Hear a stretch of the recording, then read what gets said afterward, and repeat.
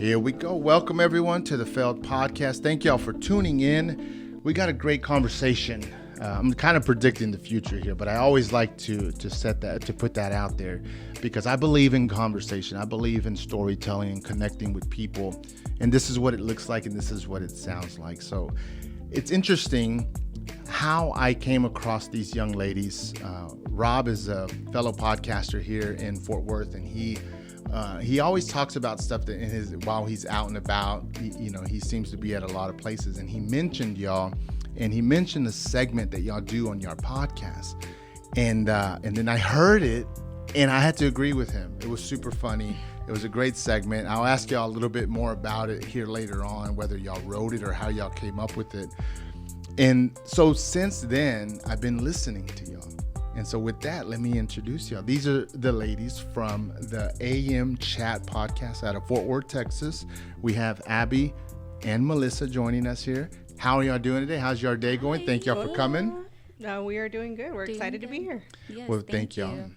Well, I was looking at your podcast. You got 10 episodes in. So a lot of people watching, podcasting is this term that a lot of people are using right now. So many people want to do it, but it's more difficult than people think to have conversation that's not only entertaining for those in it like us, but for those watching.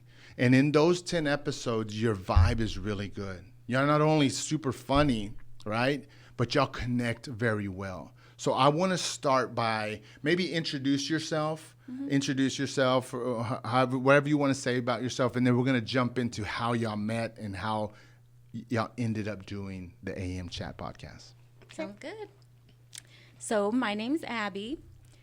From Fort Worth, born and raised Fort Worth, Texas. Grew up in the north part of Fort Worth in the Diamond Hill area, and that's where I went to school, graduated from there. Mexican-American, first generation. Of course, my parents from Mexico. Big family, 3 sisters, 1 brother, so I'm the baby of 5. Okay. Other than that, I've lived in Texas my whole life. Yeah. Yeah. Very good. Yeah, and I'm Mel, or I'm Melissa, but everybody calls me Mel. So, I also North Fort Worth. I grew up in Northside, and then I moved to Diamond Hill. So it's not really, it's just like a few miles border away from each other. Yeah, they border each other. But that's where I grew up. Definitely a childhood where we had struggles, right? But it makes you who you are. I have 2 siblings, but we all grew up in Northside. And I actually have 6 kids, believe it or not. Everybody, no one does that. That's not a thing. Well, from what I know, whenever a Latino says they have 6 kids, it surprises very little people. Well, I guess you're right. Because my wife, I think it's 8 total. It's so normal. Yeah. But anyways, that's a lot of kids. We'll jump into a little parenting. What's the range? What's the youngest? What's the oldest? The youngest is 4. The oldest is 23. Man, you've been a mom for a long time. It's been a long time. We'll get there in a second. Yeah. For sure. Let me ask y'all this. So when we grow up, we go through things. We go through challenges, and sometimes we don't necessarily know what we're going through at the moment because it's our environment. But when we get older, we realize, man, I learned a lot because of my environment, whether it was the challenges, whether it was the situations that our parents put us through. Is there a story or situation that y'all went through at an early age that defines who you are today? I can start. I grew up with a single mother, and so it was me and my siblings, and we lived always like in the smallest, tiniest duplex or wherever she could, afford whatever that was.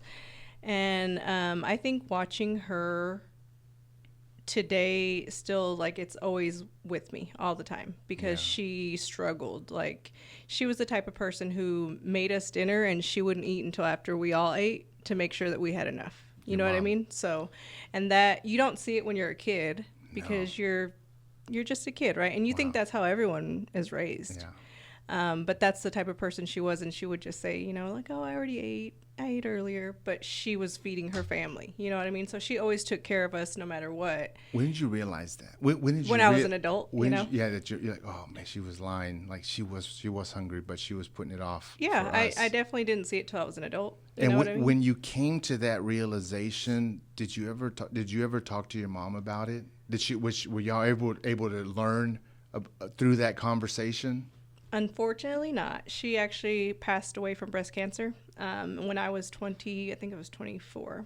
And I lived in like just this state of denial when she was going through the cancer. So I didn't take the time to have those conversations with her. And I wish I could. You know, I wish I could have told her, because so many things she did, you know, made me who I am. So we struggled for sure. You know what I mean? Like, going to McDonald's was not an everyday thing, right? It was a privilege for us to do something like that. Yeah.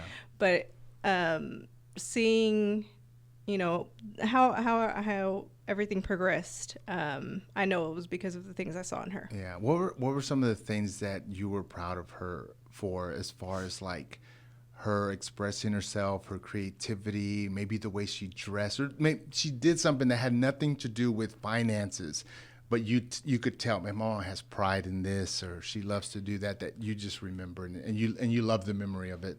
I love that she found humor in everything, and she was a lover of music. She was a big Beatles fan. She played the saxophone. I liked those things about her.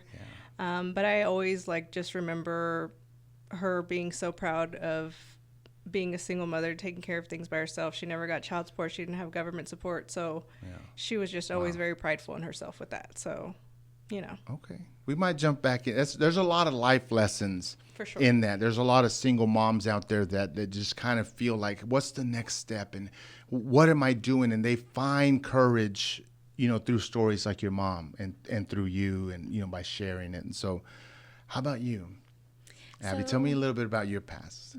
So, kind of like Melissa said, I mean, we didn't grow up with a whole lot, especially, you know, my mom and dad, they had 5. We didn't have family in the area. It was just them. They moved from Mexico here, no family help, so my mom couldn't work. Yeah. She stayed home. So, you know, my dad always worked to take care of the family. So I feel like seeing them or him work that hard is like, yeah, I'm not going to do that. I'm not going to have more kids than I can feed, because I know, same thing, like Melissa said, sometimes like it was a struggle. I'd see my mom, you know, struggling to make a meal, or probably crying too. You know, you walk into the room and their little eyes are red, and you're like, what are you doing? But it was like, well, I can't pay a bill, or, you know, they're having to buy food instead of paying this or paying that to feed the kids.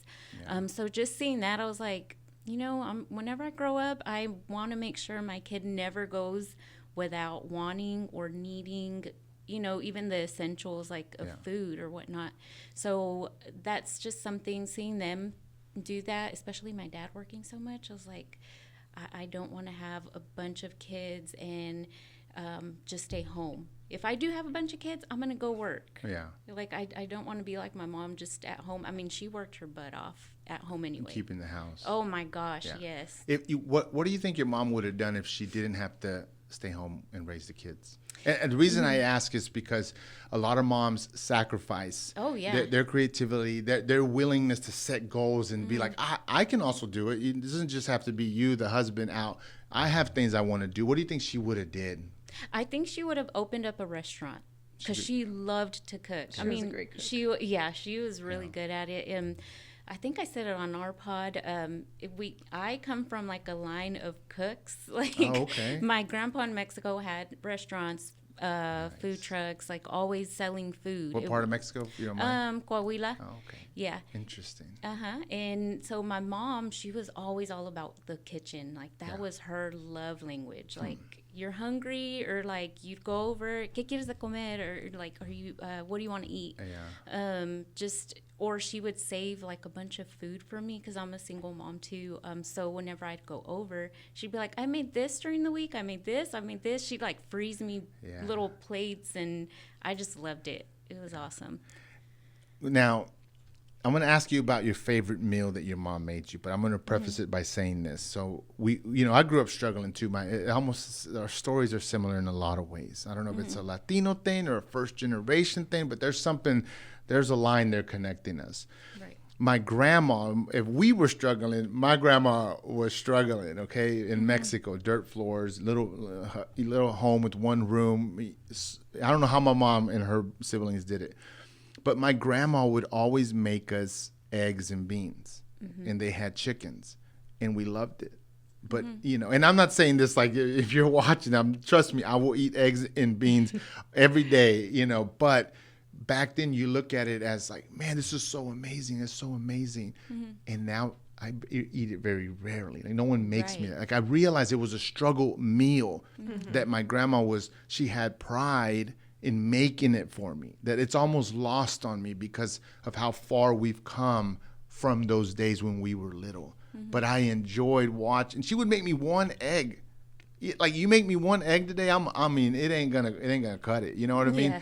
One egg, a little bit of beans, and it meant a lot to me. And it's almost engraved in my memory. And that's like I remember my grandma with that. It's nothing fancy. She couldn't open a restaurant with that recipe. But what's a meal that your mom made that you're just like, man, I miss it, because it just meant so much, even though it was so little? Oh my gosh, let me see. Everything, to be honest with you. But I would have to say she would make beans like kind of soupy-ish. I don't know. It was just beans. Then people always say borrachos, but that's different because it has all the ingredients. Right. This is just the bean with it's a little like a soup. She would make it soupy, and then she would drop a corn tortilla in there. And then she would like cut it up, and that's what she would feed the babies, like the grandkids. But I was always like, Mom, I want some too. And she'd be like, okay, mija. So she would make me that. Oh my God, it was so good. Like a corn tortilla, just soggy in this little bean stew. And oh my gosh, it was so good. It was good. Yeah. Those times. We grow up so fast and we forget about how we grew up, especially growing up. And you don't ever know we need anything. But then you look at us today, and I'll just speak for myself. Y'all can laugh and agree or disagree, but sometimes I can act a bit spoiled. I feel like my grandma would probably slap me if she could and be like, you need to humble yourself, Sam, and remember where you came from. Right. What are some things that you do so you never forget where you came from? I save all the plastic containers. This make a good container. Yeah, Let me it's clean butter. it. Wash that out. I reuse it. Yeah. It's a good topper. El tope. El topper. Let me see. Something I do. Gosh, I have to think about that one. But that's a good one. That is a good Like, question. I don't know. Oh my God. Do you have like a lot of like plastic bags from the grocery store? Everyone, Yes. right? Like all of our people do that. Like Yeah. you never know when you're gonna need it. Exactly. What makes, and I have a daughter, and she's going to 7th grade, and obviously my wife, and I like to think that I empower them and give them the ability to be creative. Mm-hmm. But sometimes guys don't know how to do that. We think we're doing it because we're, I got you a new vacuum. Aren't you happy? Mm-hmm. And it's like, that's the wrong message, right? Yeah. I've never done that. But what I'm saying is, what can a guy do to empower a Latina woman to you're podcasting, you're expressing yourselves creatively. Mm-hmm. What advice would you give? That's a heavy question. It is. Gosh. We need help. Yeah. That's what I'm saying. That's why I'm putting it out there.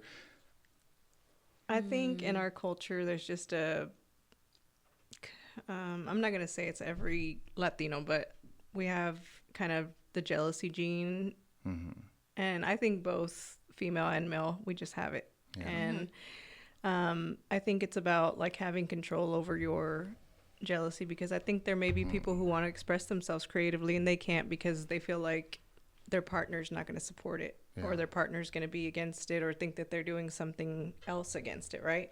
So I think the controlling those things and being supportive and truly showing it makes the difference, because jealousy is a hard thing to control and everyone experiences it. Yeah. But for me, I think that's something that a Latino can do to support his woman and make sure that she feels empowered to be herself and not lose herself in motherhood, like you said, right? Because when we become mothers, that's priority. That's the priority. You're the mother hen. You got to take care of your kids. And it should be absolutely 100%, but you also don't want to lose yourself. Yeah. Right. No, I totally agree with that. From our community, you see a lot of that machismo, like, oh, I'm the guy, I'm going to be the leader of the pack, and you do what I say, or you can't do whatever, XYZ. Yeah. I just feel that there needs to be it needs to be a team for sure. Like a lot of communication, definitely. Yeah. Because without it, I just feel like a relationship just, it fails. It slowly starts to decline if there's no communication. Like, I mean, communicate about everything. Even if it's nothing, like, hey, guess what happened today? Or somebody and you like that at the store. That's okay. Oh yeah, like somebody at the store, was mean to me, or what. I mean, just whatever. Just say it. Just communicate. And I think the male can be the leader of the pack. And that's not like, for me, I don't mind, right? I don't mind if that were the role the male takes. And I'm not saying he can't take it. Exactly. But he can be a leader and be supportive at the same time. Oh yeah, yeah, that's true. I agree. Growing up, we go through challenges. We fail, we get in a fight, we lose a friendship, we go through our first breakup, and it affects us. Like, it hurts us so much. What's a failure or a challenge that y'all faced in your early years? Middle school, high school, doesn't matter, that you remember, you laugh at now, but when you went through it, it was a challenge. That's a tough one. I know. I'll ask this, and then y'all can change it, okay? And I'm asking for my daughter. 6th grade was so difficult for her.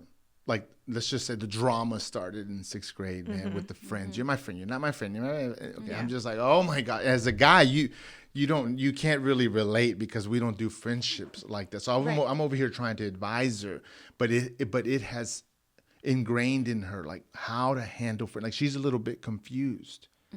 How would a female tell a young female, this is how friendships are, this is what's real, this is what's not? And I could be going down the wrong direction. I'm asking for my daughter. Yeah. Well, I think, in those type of situations, I have had to talk to my daughters about that, because girls just love to gossip, you know what I mean? So my advice to them is always to, make sure that they stay true to themselves, but not just to add on to the bullying of it, because talking about someone behind their back is bullying. And I just explained to them, like, do you like it when it's happening to you? Because if you don't, that's not, something you want to put on someone else's plate, right? Yeah. To put that bullying on someone else, and you don't know how much it affects them. So it's just a thing that happens, I feel like, in middle school either way. But I did go through that a little bit too, where I was bullied because I developed a little bit faster than some other girls when I was in middle school. And so all of a sudden I became this, that, and the other. I was doing this, I was doing that because I looked older, I guess. But it was hard to go through it. And I realized in that moment that like everyone needs someone to lean on, because if I didn't have the friends I had, who knows? You know what I mean? Like, you hear about all these kids committing suicide, and it's so sad. It hurts my heart to hear when people, cannot get through those things, and they're kids, right? Yeah. So, I hope that she has people to lean on for those things, but it's a hard place to be in. Yeah. Yeah. That's definitely a good one. But I think one of the failures in growing up, or in my earlier years, would be a really bad toxic relationship. You're like, oh man, he broke up with me. We were together for so long. What am I going to do? You just feel like the world is falling apart. It sucks. Like it's so hard. I was in a long relationship. It was really toxic. But of course, just going back and forth. But the whole toxicity of it, and when it finally just was over, I was like broken. I was just devastated, and now I'm like, why? Like, I was so dumb. I mean, there's so much out there. So your world gets so closed off though when that's happening, because you're like, they're dominating you, your time, your friends. It's kind of hard. It's easy to say in hindsight. Right. How long did you go through it, and when, like, did you realize it yourself, or did one of your friends have to say, "Hey, get it together. You have got to go." Like, what clicked? I think having a good support system. Melissa was there. Obviously, she witnessed a lot of it too.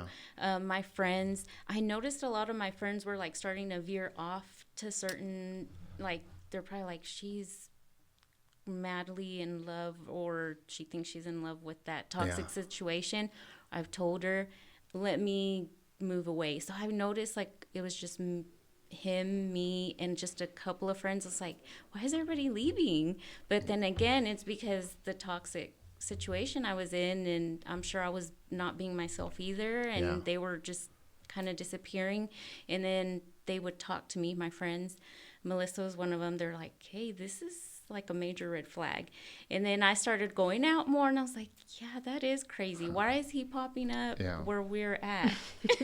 You remember all that? It was crazy. Well, let me ask this. Seeing that you were there during that time, I feel like and it's not just for girls, but for guys too. It's hard to tell truth to your friend, because because you're fighting against being supportive, because you're like, okay, they're going to get past it. Like, it's maybe they're struggling now. I want to help them. What words can you tell your friend to say, look, this guy is toxic. Like, this is borderline abusive. How do you relate that to her whenever she's obviously, like, in love with him? Yeah, because, she has to make her own choice, or whoever's in that position, right? They have to make their own choice. Yeah. You can say whatever you want all day long, all night. It does not matter. Whatever you say does not change their mindset because of the love that they feel for that person, right? Yeah. So I feel like all you can do is really be there. I mean, I may have said things to her, but that doesn't mean she was listening to me, right? Because you kind of shut yourself off because you're in love with that person. So that's kind of a very challenging situation, because I've had other friends who have been in love with people who just really took advantage of them. And you can say whatever you want to say to those people, but they make their own decisions. And until they realize for themselves that they need to get out of the situation, there's nothing you can do except for support what they want to do. So what were some of the lessons that you gained from that? Because the balance is crazy. So you can go through a lot of tough situations, whether they're failure and challenges, and they can be a mile long. But if you gain 1 inch of wisdom, it can change your life, and it can set you up to do amazing things. What lessons did you learn that you can share for maybe literally someone going through it right now, that they may need to hear it? So just don't let anyone stop you from being your yourself, your genuine self. Just, you shouldn't have to watch what you say. As far as, well, of course, you have a place and time to say certain things. Mind your P's and Q's, but be right, you. But be yourself. Just be genuine. And if you can't be your genuine self, then you're in the wrong place. Yeah. And that's exactly what I learned from that situation. I was like, if you can't trust me, then why am I going to be here? Yeah. And that's one of the major lessons I learned from that. I was like, I'm not going to put up with that anymore. I'm not going to put up with somebody just going through my stuff, or saying, you can't do this, or you can't do that, or I'm not going to be there, so why should you go there? That's what I learned. Like, I'm not going to let somebody stop me. You mentioned bullying. Bullying is a tough subject. Usually it happens within a community, like the classmates, and then the classmates' parents. You have 6 kids, and I don't know if you've been through it, because I always say this: if someone's bullying your kid, be careful, because your kid could be a bully soon. So you have to kind of handle it the best you can. You just can't blow up. right? And I have a few friends and family. When I bring it up, they always respond like this. Not me, but don't get me started. Don't show me those parents. Show me that kid. I'm gonna blah blah blah. And it's like that's not how reality works. Mm-hmm. Mm-hmm. And so I'm asking so that people can get a different perspective. How do you handle bullying, or how have you experienced it with your kids? What would you advise? This is the PSA part of it. I did experience it a little bit with one of my children, and what was crazy was that it wasn't another peer like the same age. It was a parent that was bullying my child. And that's different. Yeah. So I had to speak with this man myself.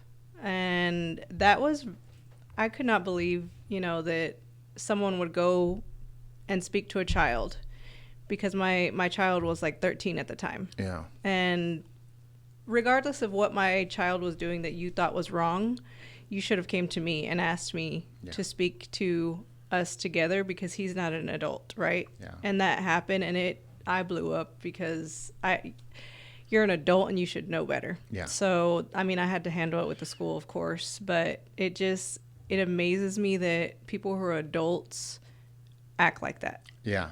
So if they act like that, their kid, it's a reflection, right? Yeah, get it from their parents. Yeah. It starts at home. Yeah. Bullying, so I'm totally against it. Like, I hate bullying.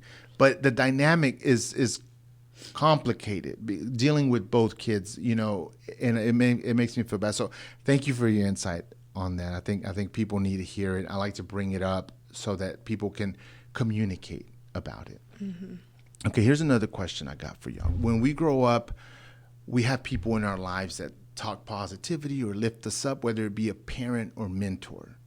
Can you think of a parent or mentor in your life that gave you some advice that you were like, man, that's some good advice, and I use it all the way to today, that maybe you want to pass on? Let me see. Do you have any? I mean, my dad, for sure, because workaholic. He's, to this day, he still says, you have to work hard for what you want, and don't let anybody ever hold you back or stop you. Everything is possible as long as you work hard for it. It sounds kind of cliche, but seeing him, that's how he did, workaholic. And I know it's kind of bad in some ways because there wasn't much time for the family, but that's something he instilled in me. So I'm a hard worker, and if I want something, I definitely try my best to give it my all to achieve what I want. So, Does your dad know you're a hard worker? Yes. What does he say? How do y'all communicate about work? I love whenever my dad says positive things. I guess because as a Latina, and I don't know if you can relate to this, but you don't hear a lot of positivity at home, especially Latino parents. You need to step it up. It's a challenge for I'm them. just saying. I feel you 100%. They weren't the loving, huggy, caring, like, And so now as an adult, he always says, Mija, I'm so proud of you. Like, you've come a long way as a single mom. You're not dependent on anyone. Like, you're just such a hard worker. I can't believe it. Like, my daughter, I raised some awesome kids, and my daughters have really stepped up to the plate, and they're just super hardworking. And I love when he says that, because I'm like, oh, he is paying attention. He does love me. Of course he does. But, it just feels good to hear that. Yeah. That's great. Yeah. That's really cool. I think, I've had mentors at work. I think that I've, there was someone that I worked with for a long time, and she believed in me, and she would show me that through work. But she would just tell me, there was never anything to be scared of.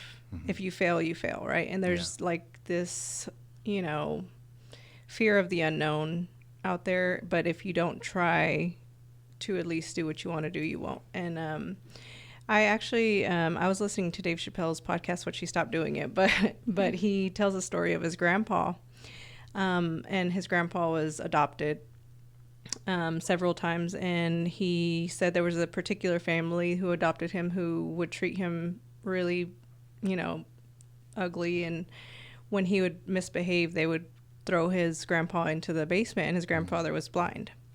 And they would tell him there's snakes in the basement, and he's blind, right? So he said he was terrified all the time, just terrified because he'd get in trouble going to the basement. And then he would say, Dave, later on, I found out there was never any snakes in the basement. So it's like, why are we scared? Don't be scared of things. Yeah. Just go into it and be your best self. So that's great. Mm-hmm. What does that make you think when you hear that? That the snakes weren't real, that he was blind. Mm-hmm. I mean, that's very thought-provoking. Yeah, I know. It's like, man, that is true. Like, why are we scared? I mean, I know the unknown is super scary. It is. But it's true. Like, you're never going to know if you don't try. And if you fail, what's going to happen? Oh, well. What are some things that y'all thought were scary? And then now y'all confronted them and surpassed them. And you're better because of what were some things that were in front of you at any point in your, whether it was age, whether it was Latino, whether it's your financial status, or because you're a female? What were some of those things that were they were like the snakes, and then you got there and you said they were fake? Yeah, I think like the podcast, like starting a podcast, because like, who are we, right? Like we came from nothing. We really wanted to start it because it was always something she desired. She had never told me about it, but I had mentioned it to her one day because our conversations were so great. Like we just, we have really great conversations and we laugh all day. And I was scared of starting the podcast. It was definitely something scary for me because we don't know what we're doing. Right. So we're just taking it one episode at a time. And to get here, it took us months. Like, you know what I mean? Like it took us months for us to really, because we did so much like trial and error with trying to get the podcast going. And we finally got it, but it was really scary for us because we're not, great at all the audio visual type of things. Right. So learning to do things and putting together the podcast and like going back and editing and perfecting the episodes for us is important. So I think that was something scary that we both conquered. Yeah, for sure. I agree. That was so scary. Yeah. And we're going to get into the podcast. Let me pause you there because I think we'll finish with that. So let's jump into your friendship. Your podcast, y'all got good chemistry. Y'all know a lot about each other. Y'all go back and forth. So obviously there's a relationship there. Y'all have known each other for a long time. Tell me a little bit about how y'all met, where y'all met, how old were y'all, and then from there we'll just start moving forward to the podcast. Well, it was 1990. No, I'm kidding. It was 7th grade when we met. It was home ec. I still remember it was home ec. I guess you were new, right? Were you? Yeah, because I had went to a private school the year before. Right. So 7th grade, she was the newbie, and she talked to me. We got along well. Yeah. And of course, she had the whole experience with the bullying. I was not part of that. She was not part of that. I was not. I was like, why are they so mean to her? Why is everybody just saying these things? I was like, she's super sweet. So that's how we met. We hit it off, and we've been friends since. Yeah. What are some most friendships that have been that long? I'm assuming I don't know your ages, but y'all been friends for a long time. Friendships go through challenges. Right. And then you sometimes you confront them or you ignore them. Either way, sometimes you learn from them or something gets bottled up and then the friendship breaks apart. It obviously looks like y'all have made some good decisions along the way. What qualities or what would you advise for people to have great friendships? And I'm going to ask you the same thing because people are struggling to make connections nowadays because of social media, because of gaming, that there's no human interaction, and friendship is the key. Like you got to know how to be a good friend. So what things does she do that makes her a good friend, and then what are some things that she does that makes her a good friend?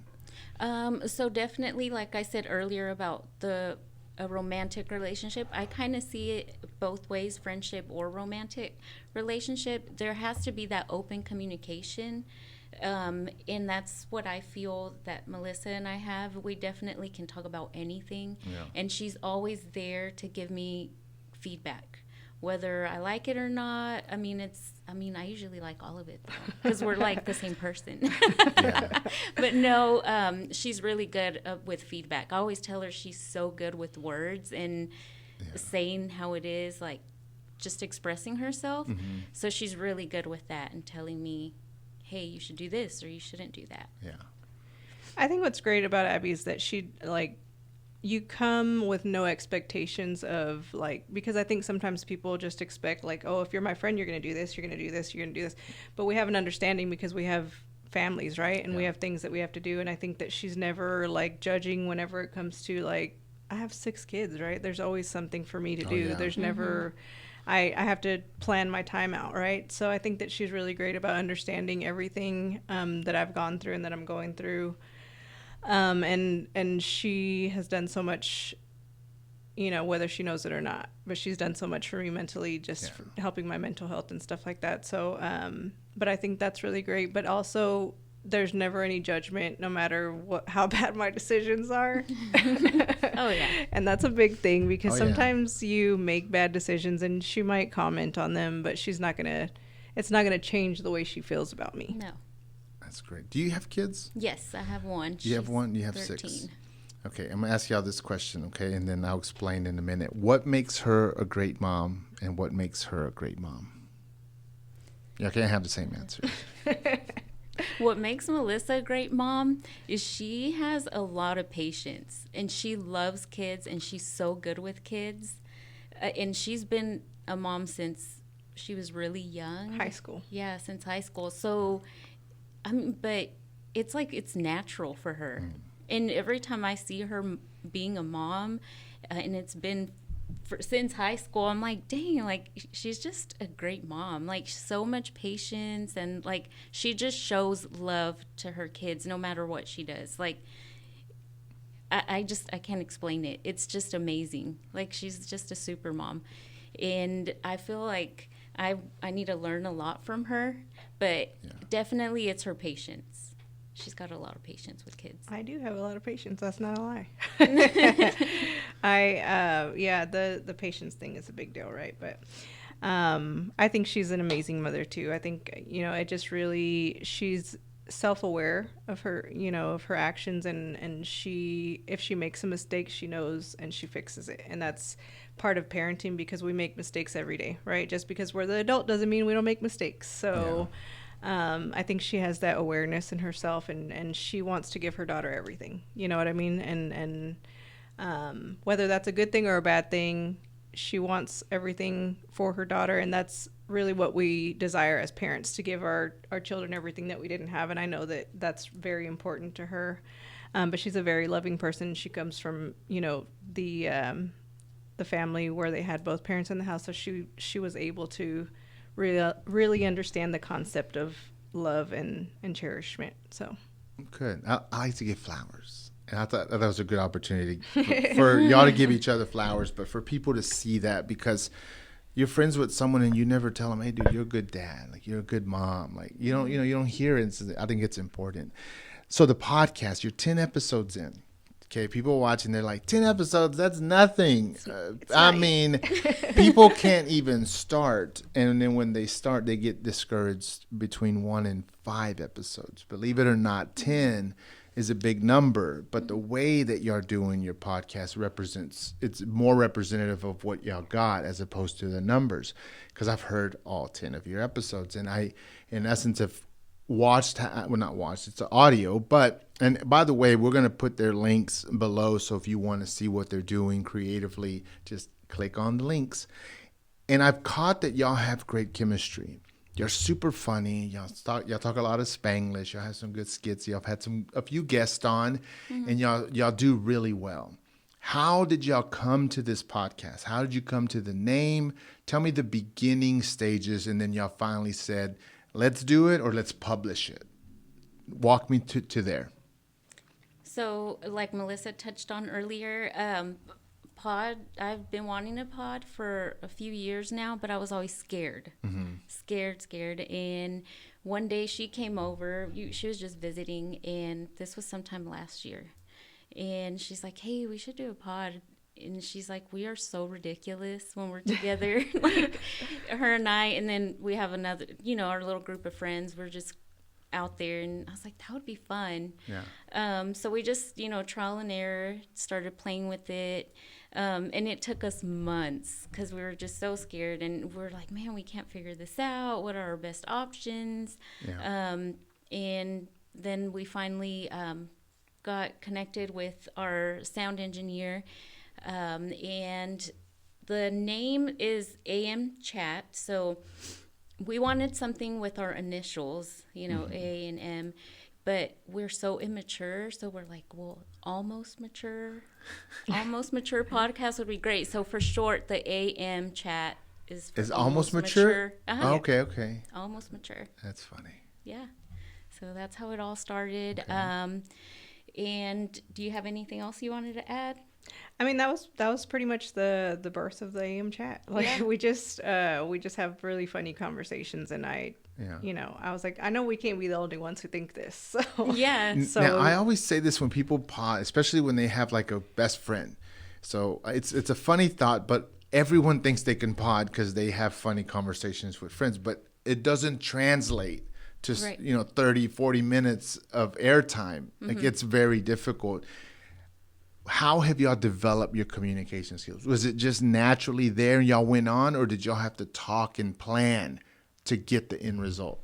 And I'm basing it on the 10 pods. Yeah, well, we actually had a couple extra episodes that we didn't publish, mm-hmm. and that was more like our practice time. So we did practice for it, of course, but we kind of come in with our notes and our agendas of what we want to talk about. And there's some episodes that are going to be more serious of episodes, but there's also episodes that are just really silly. Yeah.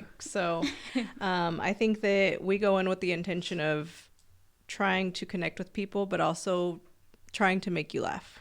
You know what I mean? So some of it is just, it is silly, but it may be what you need to hear that day, because we both listen to another podcast that we really love, and these girls are just silly the whole time. And it does help you, like, just mentally, just to get those, endorphins out. Like, you're just laughing the whole time. So I think sometimes you just need that. Yeah. Sorry to jump in. I have a question. Finally, Daniel. Yeah, sorry. There was like never a room to jump in that I thought, but just on this creative aspect, because I'm an artist too. So where do you think that fear came from to start? Like, was it fear of like opinion? Like, where do you think that fear came from? Because I know sometimes, speaking for myself, starting a new project or putting yourself out there is like a vulnerable thing, or like, just where do you think that fear came from? Me, it was the fear of just failing. Like, I've always been scared of trying new things that are out of my comfort zone.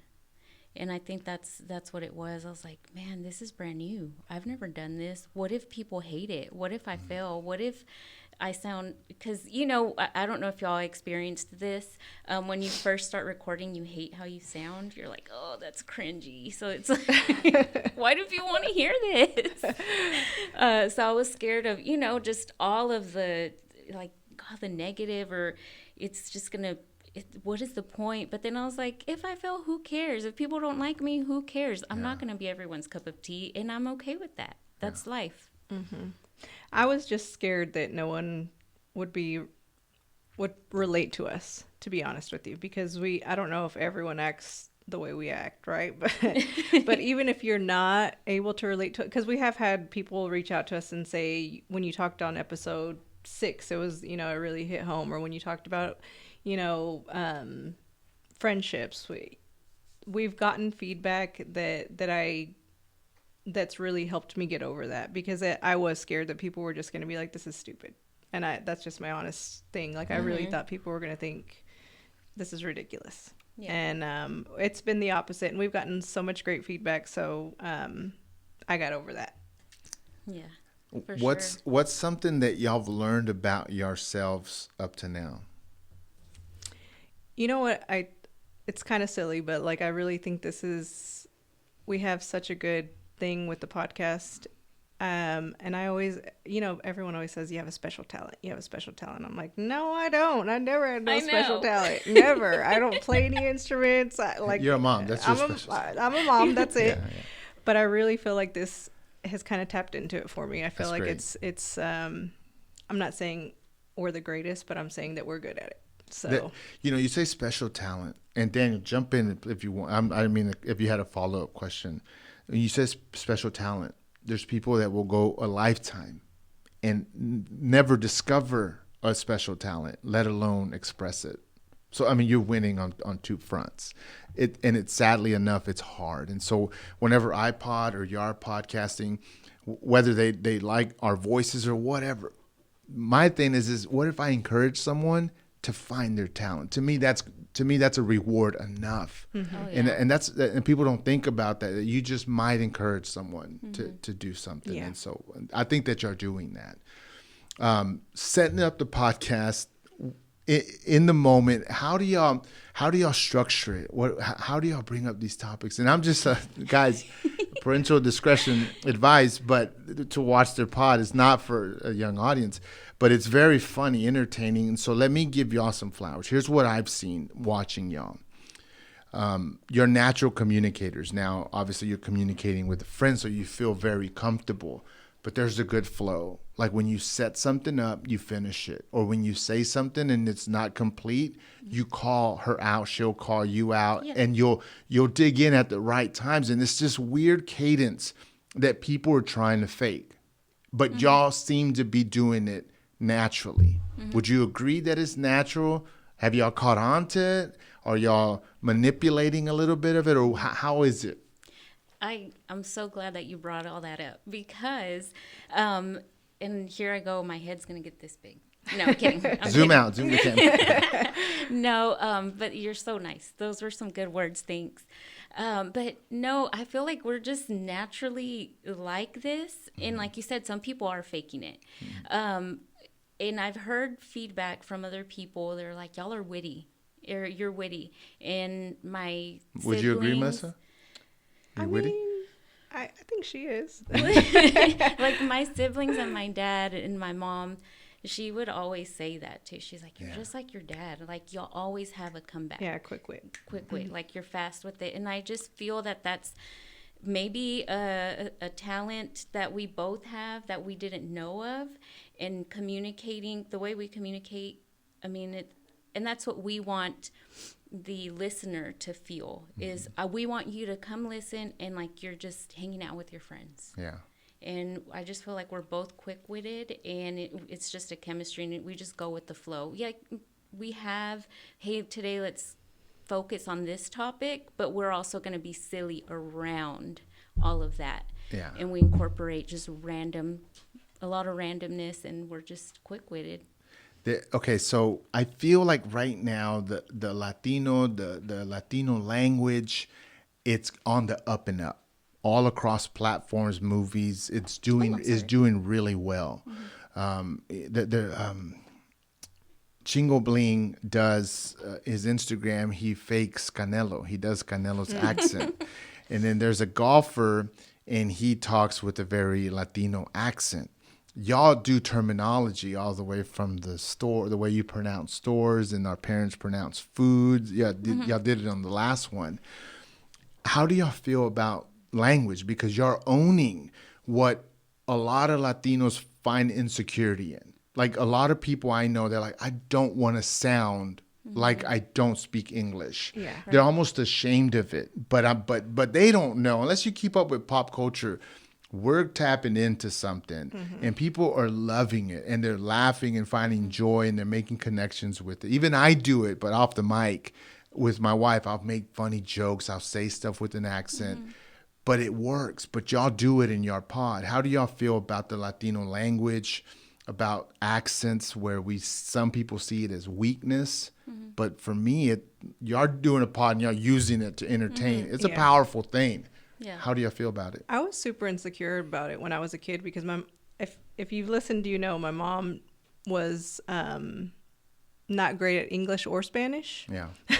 Like she just didn't master either one. I felt like both languages were just kind of chopped up, and I was always insecure about that because my not all of my friends had parents that spoke like that, you know, and it was kind of embarrassing for me. But as I grew up, I realized it's part of our culture. It wasn't just my mom. It was several people's parents who talk like that. And I just think it's part of who we are. Yeah. And I'm not embarrassed of it. I do it now with my kids, and my kids try to mimic what I say too. So I don't care, and I am proud to be who I am. And I'll put you on the spot because I can't recall which word. What's a word? What's a Mexican word that's funny? Vapuru.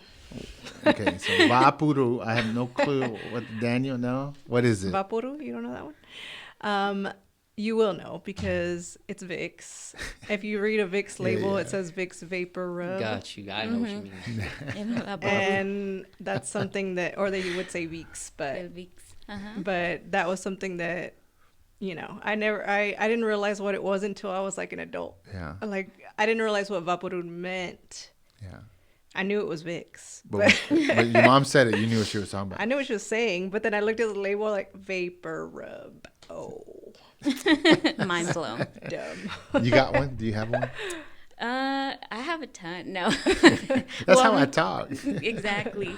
But touching back onto the whole insecurity thing, Yes. I was always insecure growing up. You know, you're too Mexican, but you're not American enough. Like, I always felt that was a challenge growing up. I was like, man, I'm going to perfect my English because I don't want to sound like my people. Like, that was in my brain. I understand.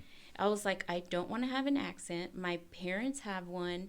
Or some don't speak English at all. And I was like, I don't want to be that person. But then as I got older, I was like, who cares? Like, embrace all of that. Like, your flaws and your background. And I feel like as a kid, you don't know that, you know, because your frontal lobe isn't fully developed yet. But as I got older, I was like, I love my people and I love my background. I love my roots. And we say funny things, or they pronounce things that are off the wall, like they sound nothing like that, but I love it. It makes me laugh, but I love it. I don't care, and I'm going to say it even if I know how to say it the right way.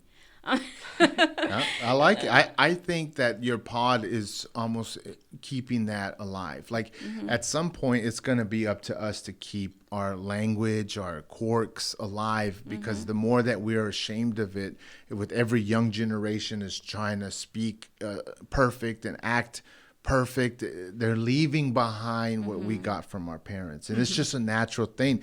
But I mention it because y'all do it so naturally, and I just wanted to say to keep it going, because I think that y'all are on the front end of it, where it's going to be necessary. Just like every other culture, what do they do? How do they cook? How do they speak? How do they do cookouts? All that stuff is the same. It's all weird from looking outside in, but when I hear y'all, I'm like, I'm laughing, but I'm also thinking, I'm like, oh man, I can think of a friend that speaks or says stuff like that. Right. And so I kind of like that. It makes me laugh, but y'all keep it going. Language is such a barrier. If you can't own your own language, you just, I don't get it. It doesn't make sense to me. And so I love that. That's funny. Y'all have a funny segment. It's called, y'all have to help me with the texting one. What's it called?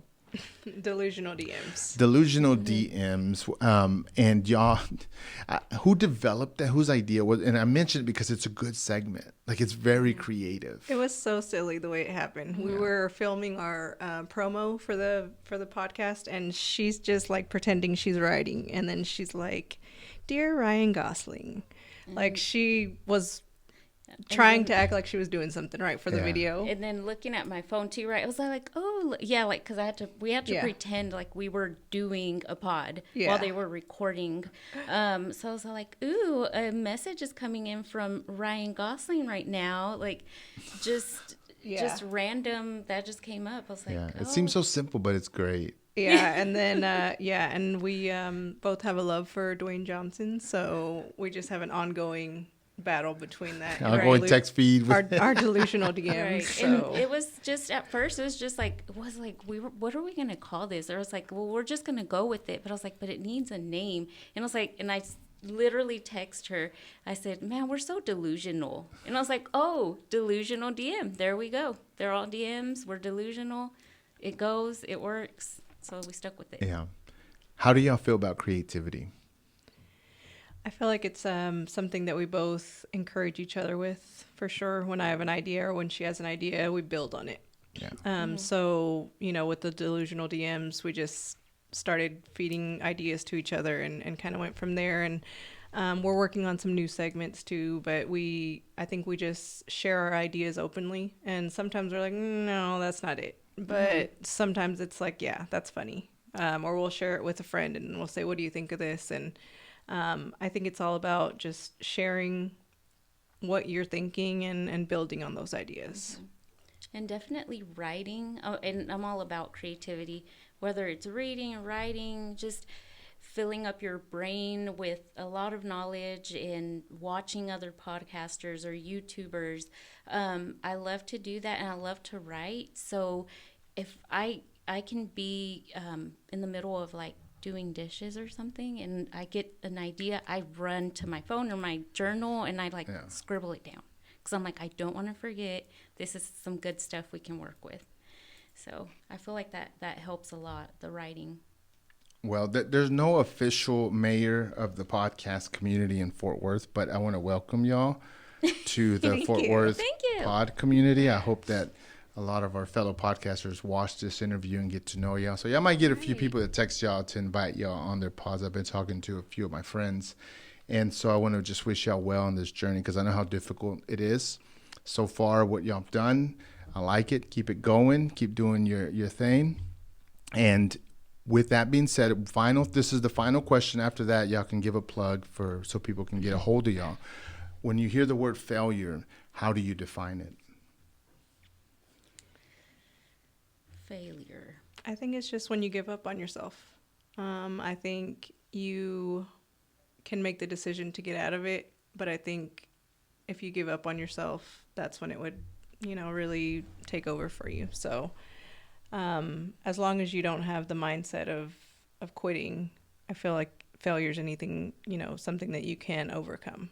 Yeah, shutting down for sure. Yeah, once you shut down and you shut the world off and nothing is being absorbed or learned, it's like you've already failed because you always got to have an open mind to learn more. And definitely once you just cut the world off and you just shut out, you're not learning anymore. You're just going to fail. Daniel, any final thoughts, questions you have for the girls? No, I thought that was great. I think you talked a lot about things that I relate to even. So, I think that was a great episode, a great conversation. But yeah, keep doing what y'all are doing. I've listened to a few of them, and I'll check out more of them because, seriously, what I've listened to, it's like he said a lot of it already, but it sounds very natural and very easy for y'all. So I think what y'all are doing is great, and don't stop. Thank you. Where can people find y'all?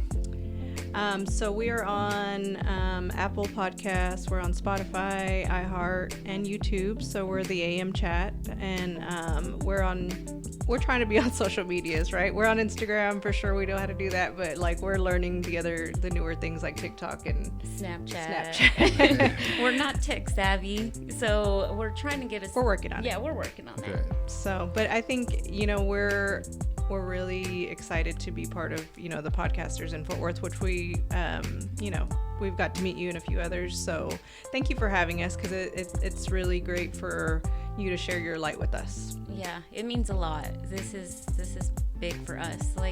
We're just this little baby podcast. We're trying to grow, and you're doing great. I'm a baby podcast too. Your space is incredible. You have some good stuff and really, really deep questions that we got to think about. It's like, wow, I haven't been put on the spot in a while. Yeah, that was good. Well, good. y'all did really good. well. Thank y'all for accepting the invitation and coming on the Failed Podcast. Thank you. Guys, thank y'all for tuning in to the Failed Podcast. I hope you enjoyed this conversation. I hope you learned something. That's our goal with every conversation, is to offer y'all some nuggets from people's life experiences, from their failures and challenges. And in that process, we like to have a little fun and laugh here and there. But thank y'all for tuning in, and we'll see y'all on the next one.